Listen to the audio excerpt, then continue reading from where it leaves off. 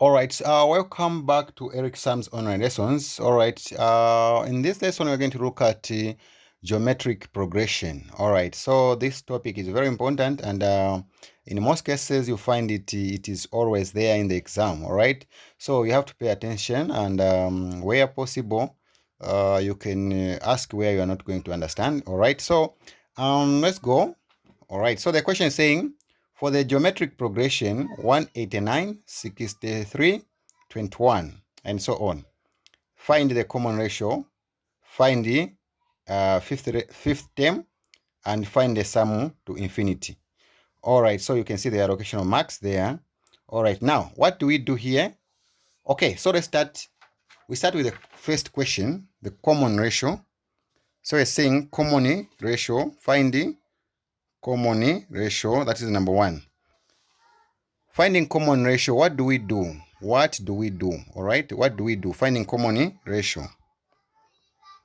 What are we supposed to do? Common ratio. All right, what are we going to do?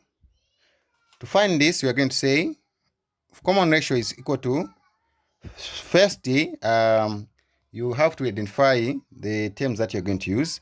So common ratio is equal to second term. All right, second term divided by first term.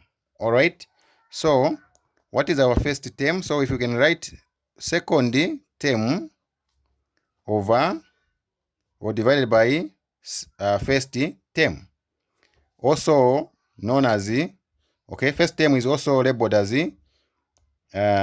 So A is what? 189. First term is the first number here. All right, so that is our first term. The second term, it's 63. So we can substitute now. We're going to say 63, which is the second term, divided by first term, which is 89. All right, so from there, we proceed. We're going to say, we can see now we have a big fraction. If we can reduce this fraction, what are we going to do? So we're going to say, and we know that if we try 63, dividing it into this number, it will go.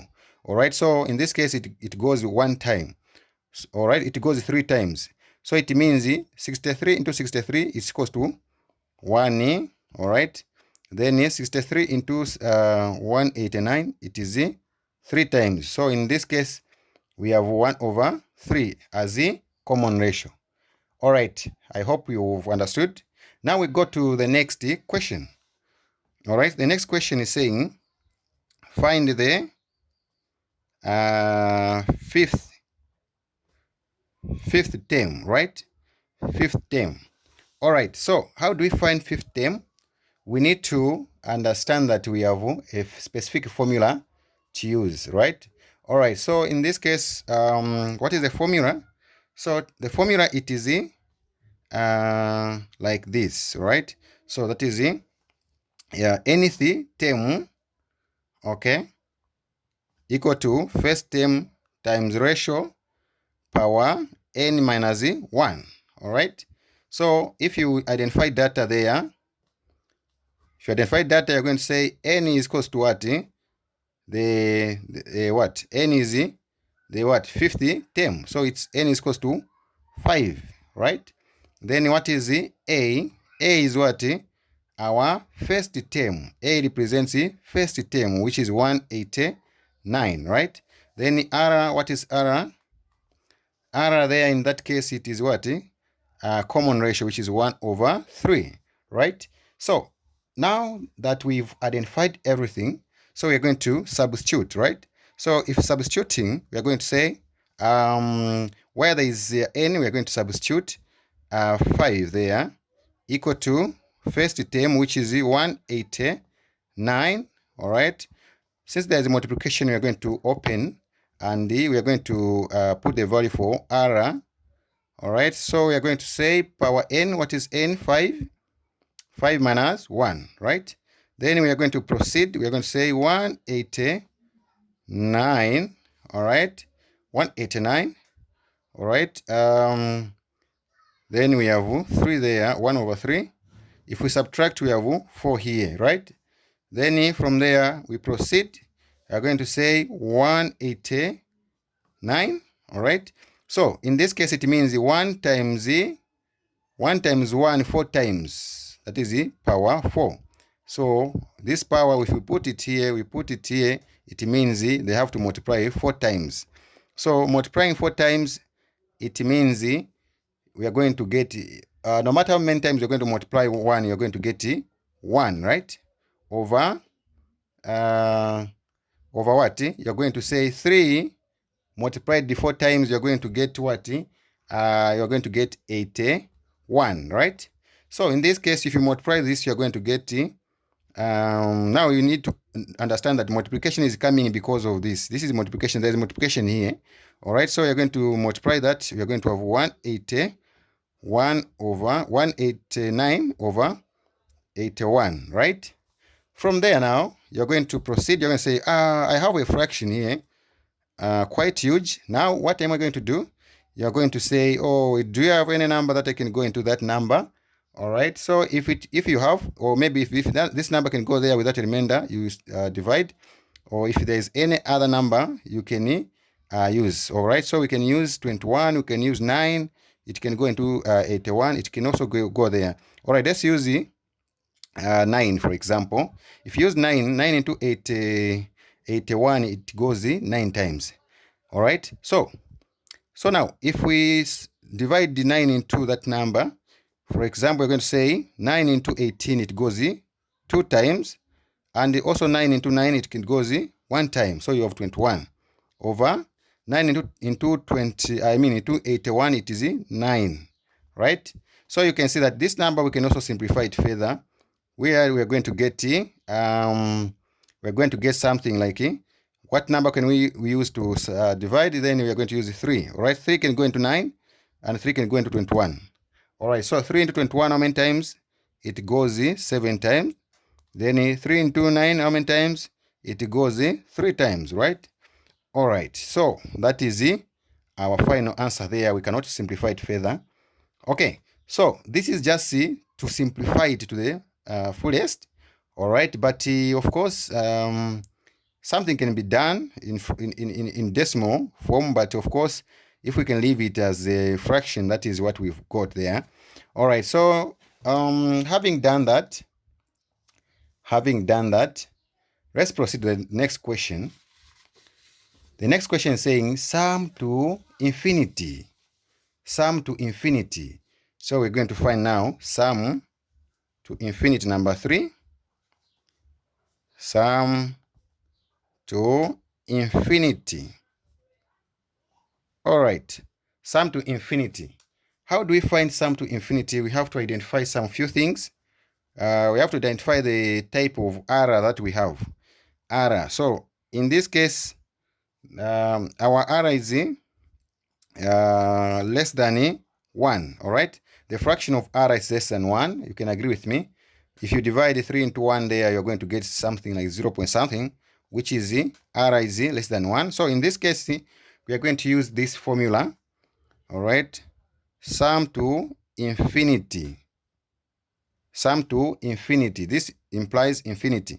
All right. So sum to infinity is equal to, all right, this is just a formula, is equal to first term divided by 1 minus r. All right. So that is the formula that we have. All right. Now we have to identify data. Data, of course, is common. All right. So data, our data here, A is what? First term, 189. And you have r. What is r? R is what? 1 over 3. Right? Hopefully we are following.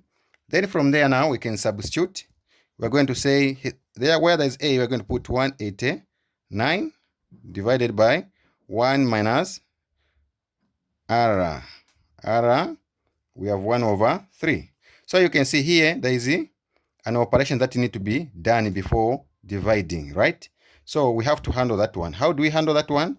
You say 1 minus 1 over 3, which is also going to, we're going to find a common denominator, which is 3. If you are going to express this as a fraction, you have 3 here, all right, as a common denominator. So you're going to say this one into this 3 times times that 3, right? Then you have this one times that, into that it's 1. 3 into 3, 1 times 1, you have 1 there. If you subtract this one, you're going to say you have 2 over 3. All right, I hope you're following. So in this case, what are we saying? We are saying we are remaining with 189 divided by 2 over 3. That is the number that we are handling with now, okay? So we are dealing with that now, okay? All right, so we proceed. We conclude it. Now we're going to say, since now we have a fraction in this manner, we have this number here dividing into that number. So this fraction, you're going to switch it, all right? So you have 189. So you write 189 divided by, you can write it in this manner, divided by 2 over 3. I'm sure you are seeing what I'm writing. This is exactly the same meaning here. All right, so we are going to say, now for us to solve this one, we are going to introduce multiplication. So in that case, it will be times, then we reciprocate, we are going to say 3 over 2. All right, so if you do that, you're going to say, if you multiply that, you're going to get something like 567 over 2. All right, remember here there is over 1 here, over 1, which is 1 times 2, you're going to get 2. All right, so in this case, you simply divide now what on your calculator. When you divide, you need to supposed to get something like 283.5. That is your what? Your sum to infinity. Your sum to infinity. This is not tough. This is not tough. All right, this is not tough. It's very easy. If you want, you can bypass this. You can just go directly. If you've understood how you come up with the multiplication here, you jump some steps. Of course, steps are very necessary. All right, so that is how you find this question. I hope everyone is following and you have understood the explanation. All right, so that is about geometric progression. Very interesting question. All right, so I believe we are done, and next time I think should be able to get some. I should be able to discuss something different. All right, remember we did already something to do with the arithmetic progression. You can check the video if you haven't watched it. All right, thank you very much, and see you in the next lesson.